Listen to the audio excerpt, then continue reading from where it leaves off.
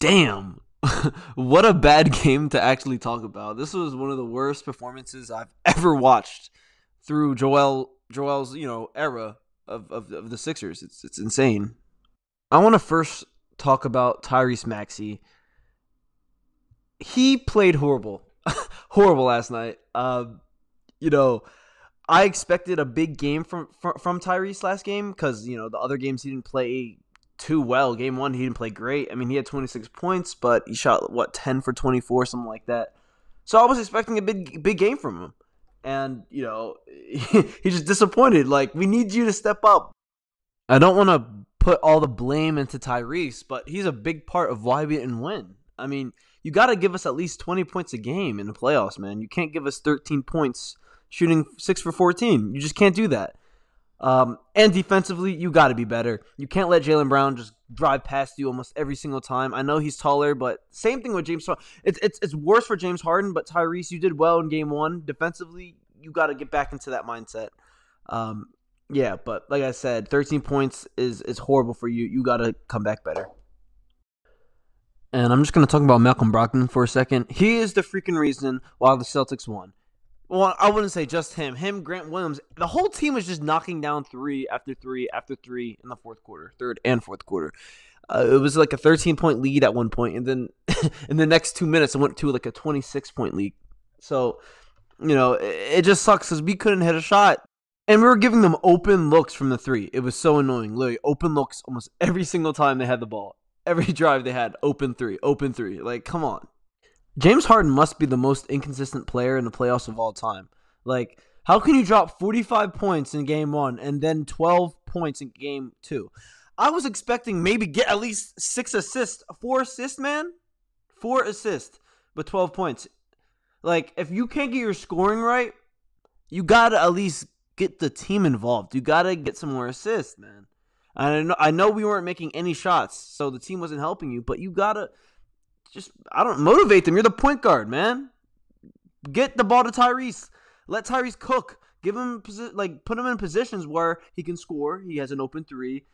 Come on. It's easy. You can't have games like this. Defensively, James Harden was a traffic cone. Literally, every time I saw James Harden guarding Jaylen Brown, I just drive-by after drive-by. This picture is just literally what happened every single time. Drive-by. And Harden, like, when he tries, he's actually not a bad defender. But he must have been gassed. I don't know. I don't know, because it's like Harden is not an elite player when he doesn't have the ball in his hands. Defensively, he's trash when he doesn't try. It's just he's not aware. How are you only aware when you have the ball? You got to be aware at all times. Play some D. Come on. Some BS. And then when you don't have the ball, move. Off ball. Movement. That's key.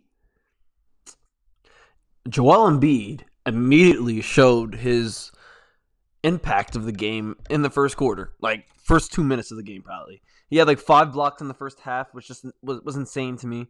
We were still in the game during that time. I feel like for missing many games and having, a sprained LCL or whatever they were saying it was, he had a pretty solid game. I mean, 15 points, 4 for 9. 6 blocks. He didn't play in the fourth quarter at all. I mean, I feel like he played solid. He was rusty at points, but still, he's injured. He's wearing a brace, for crying out loud. So, I'm not gonna pin the blame on him for this game. I mean, obviously he could have played better, but his teammates played much worse. His teammates didn't even care. I mean, yeah, they looked like they didn't care. But yeah, Embiid did his thing, offensively and defensively. But the problem with our team is when Embiid is off the court, we cannot stop them. They just have easy blow-bys, and we have no big man in the paint to, like, send that packing. You know what I mean? When Embiid's on the floor and there's many blow-bys, they blow by almost every single time.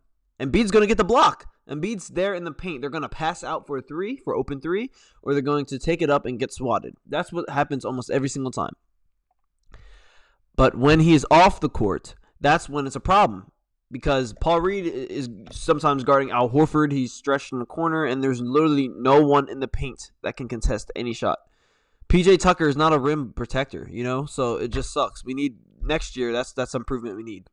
And Al Horford Like, has to be the most unlikable person to a Philly fan. I can't. Why are you screaming because you made 1-3 like this? Like you won the freaking championship, bro.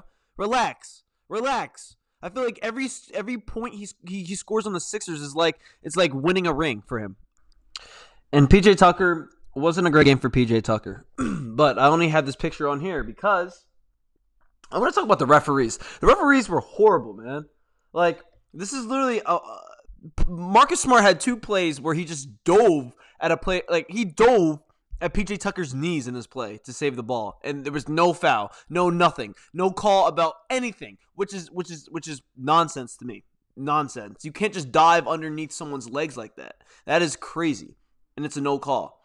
And then another play, I don't know if you guys remember this, is when Marcus Smart literally dove underneath Joel Embiid, and Embiid was literally midair. He had nowhere else to land, and he landed on top of Marcus Smart, and they called that a foul on Joel Embiid.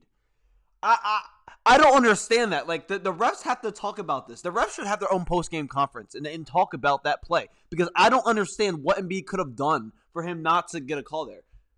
Oh, he literally got, bro, he got double-teamed, bro. Horford smacked the ball out of him. He's trying to get the ball, and then freaking Marcus Smart dives underneath of him? Come on, man. Come on, refs. You got to be better. And then every time I see Jaylen Brown drive, it's a little ticky-tack foul, they're going to call it. He's trucking people over. He's trucking PJ over. It's a blocking foul. He literally elbowed him in the face. Hey, look at the game. Look at the game. If you guys watch the game, you know what I'm talking about. But it's crazy. It's crazy. But, you know, let's just hope we were better game 3. We're going to be in Philly, so let's just do this, man. I'll be back recapping, or I might preview next game. We'll see what happens, but I'll see you guys in the next one. Peace.